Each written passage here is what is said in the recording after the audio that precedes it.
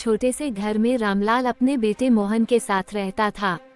रामलाल एक मजदूर था जो दिन रात मेहनत कर अपने बेटे की पढ़ाई का खर्च उठाता था।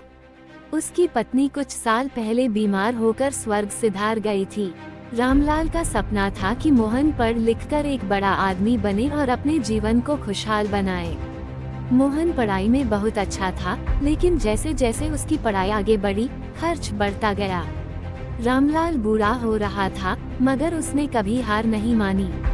वह सुबह से शाम तक काम करता, कभी खेतों में मजदूरी करता तो कभी दूसरों के घर में सफाई करता। उसने अपनी हर जरूरत को दरकिनार कर बेटे की पढ़ाई को प्राथमिकता दी। समय बीता और मोहन ने कठिन परिश्रम कर परीक्षा में टॉप किया। उसे एक बड़ी कंपनी में नौकरी मिल गई। वह शहर चला गया और वहाँ की चकाचौंध में रम गया। धीरे धीरे वह अपने पिता से दूर होता गया। गांव लौटना उसे पुराना और बेकार लगने लगा। एक दिन रामलाल बहुत बीमार हो गया। उसने मोहन को कई बार चिट्ठी लिखी, लेकिन मोहन अपनी व्यस्तता का बहाना बनाकर आने में टालमटोल करता रहा।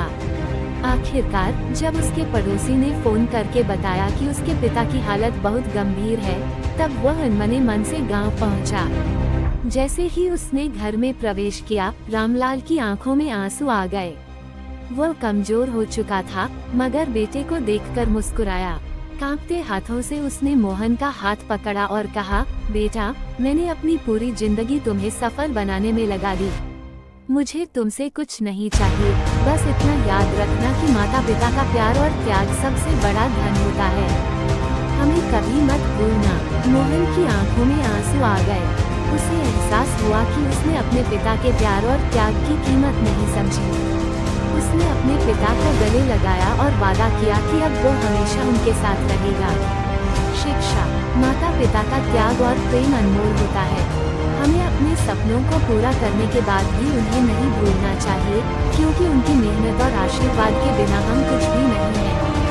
कहानी अच्छी लगे तो लाइक एंड सब्सक्राइब।